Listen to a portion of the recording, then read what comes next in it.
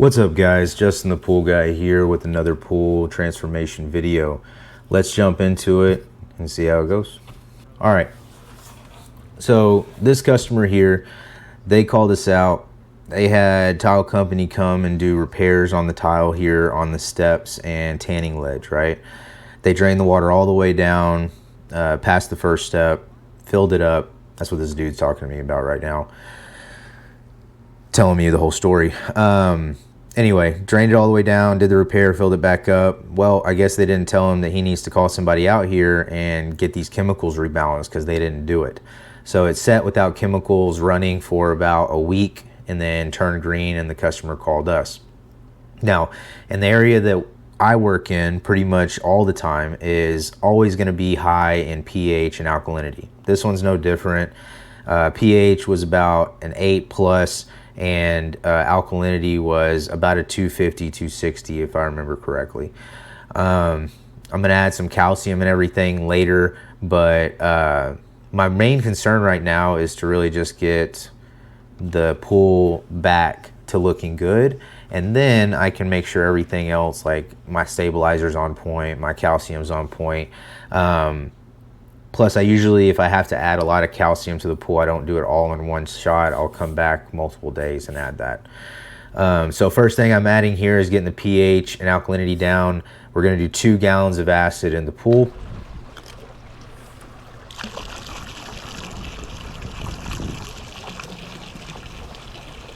So that's 2 full gallons for this one, just how high the pH and alkalinity was. And this is going to get our pH level down, not only because it needs to come down for the plaster, but it also needs to be down while we're killing the algae so that our chlorine is as effective as it can possibly be. The algicide I'm using today is silver algidine. So this is a algicide that has silver in it. The normal one I use has copper.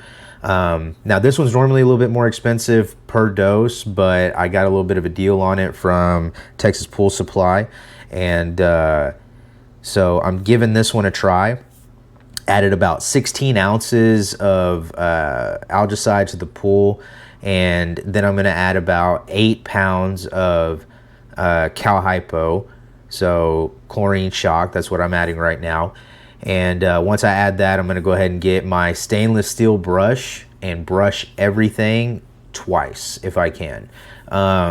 You know, some of this algae does not want to come off the first visit, especially because I just added chlorine to the pool. It hasn't had time to circulate and start loosening that stuff up. So I try and brush it as heavy as I can the first day, but there's always going to be a chance that you're going to have to rebrush again. The second visit, totally normal. Another shout out to Texas Pool Supply. They hooked me up with one of these Primate Pool Tools carbon fiber poles. They gave me the one that has the USA wrap. It's really cool. I like the levers that it has to be able to extend the poles. This is a three section, so this actually has 2 levers. I can extend it from 6 feet to 16 feet. And I have a little bit of a shorter bed on that Silverado that I drive, so it doesn't stick way past the end of the truck bed. So far I like it. It feels a little bit lighter. It's strong, and it doesn't seem to get as hot in the sun when I'm doing a lot of jobs that I'm using this, or it's sitting on the deck for a while and then pick it back up. I mean, it's still 90 degrees outside a lot of days, so it's been really good so far. And even on these long brushes, it feels strong. But you can see my stainless steel brush there. It's really the only way to be able to get this stuff off. Now, this video is sped up. This brush is extremely hard to brush with. It really, really is. So I do speed these videos up, even though it's still long. But though they're very abrasive, and that plaster, it does not really want to slide across that plaster very easily. So it does take a lot of effort to be able to brush with a stainless steel brush. That's why a lot of guys don't. They'll use maybe a mixed brush, but it makes it that much harder for it to get the algae off, and I have to use the stainless steel brush. Once I go over the pool, I'll go over it one more time, and then we'll be finished with this visit.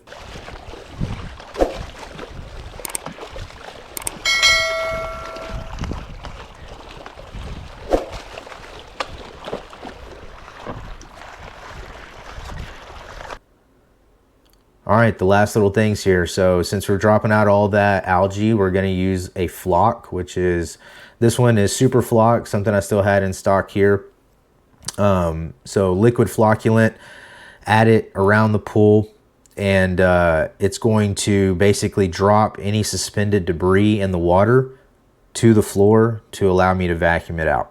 So this stuff is great when I'm doing these green and cleans. I use it on pretty much every green and clean that I do. This is the method that I use. It's just tried and true, and it works.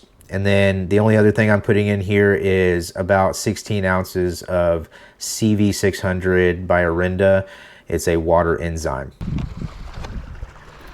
And then this is what it looks like after day 1 of brushing, adding chems and algicide.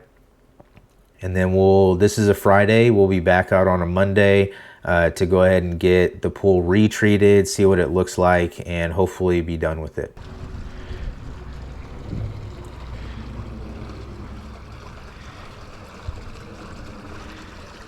All right, visit number 2. So pool is clear. Any debris that's remaining is on the floor of the pool. So now it's time to vacuum. On this one, I have just a 14-inch professional vac head, which just means that it's a little bit heavier duty and heavy. And then I have a 50-foot vac hose. I converted a old pool pump to a deck pump, so that's all that I really use there. It's an old Jandy Flow Pro pump that I put just a 1 1/4 horsepower motor on, and this is it right here. So just wired it up to a plug, switched it over to 115 in the back of the motor. I just have a rubber boot right there from 1.5 inches to 1 1/4 inches, and it fits perfect, and I've never had any problems with it. Quite frankly, this is the only problem I have. This backwash hose gets cut sometimes on that PVC pipe, so I got to do a quick fix before I'm able to actually vacuum. But all I got to do is just cut that little piece off, slide it right back on, and then I'm back to vacuuming again.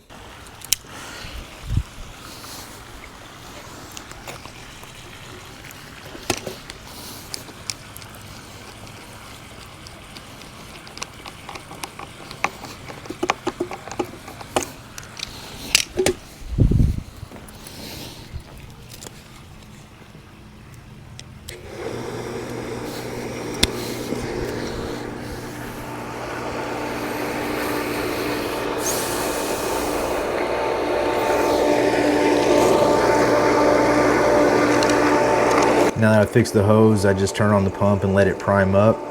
I mean, and it even primes up pretty easy. I just use a bucket of water, fill it up with a bucket of water. It drains down into that hose, and then I can start vacuuming once it starts pushing water out of the hose at the back. You can see on this Primate Pool Tools pole, the levers to be able to extend that, lock it back in place. I like it for vacuuming because they don't twist out and unlock themselves. They're only unlocking if you undo those levers, so I don't have to worry about that when I'm vacuuming and twisting my pole around to move that vacuum head.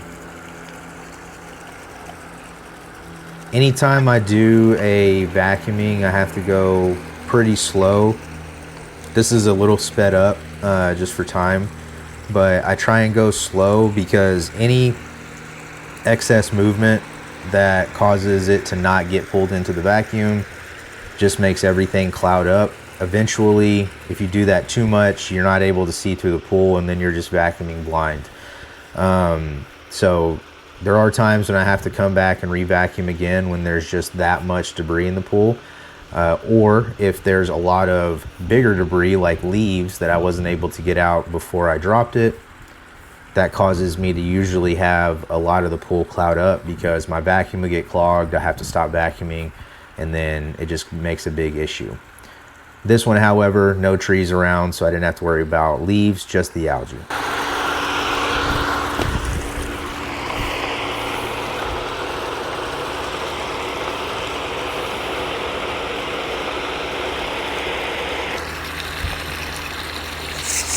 Extending that last section out so I can get it all the way out. This is what I like on the end of it, the big hand grip, so I can actually extend out and have a good grip when I go all the way across the pool and hit the far wall.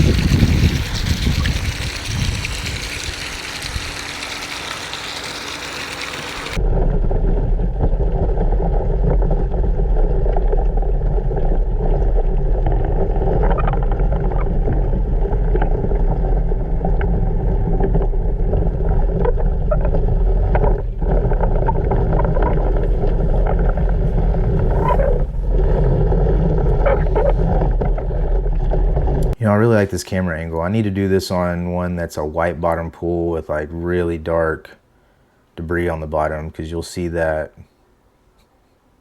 line and everything really good. All right, so now that I'm done vacuuming, I'm gonna go ahead and get some chemicals added to the pool. This is what the pool looks like after I got it vacuumed and right before I add the chemicals to the pool.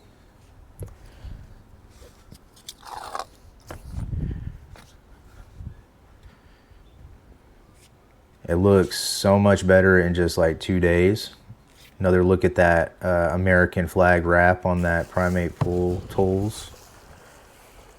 Sounds stupid when I say that, pool tools. Anyway, the Primate pole. So this is going to be my cyanuric acid that I'm adding to the pool right now. So stabilizer is another word for it, but these levels we want to keep them at is right around 30 to 50. Once it gets up too high, then we start having a lot of problems. But without it, our chlorine doesn't last long enough to actually work in the pool. Other than that, pH and alkalinity are good after that 2 gallons of acid that we added.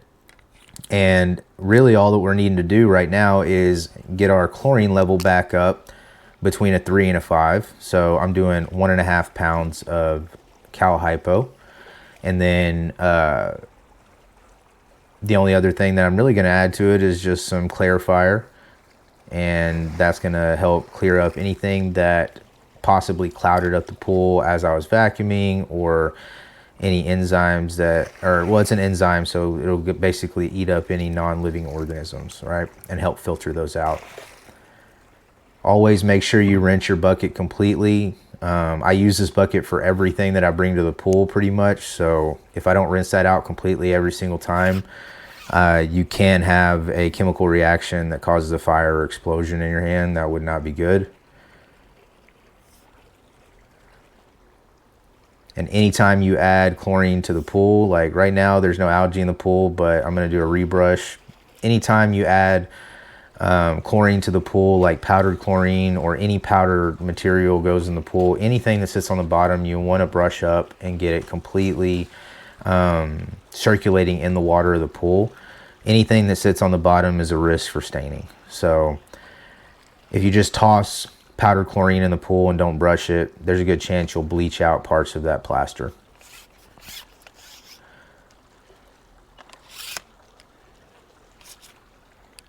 All right, and this is the finished product. Time for the next one.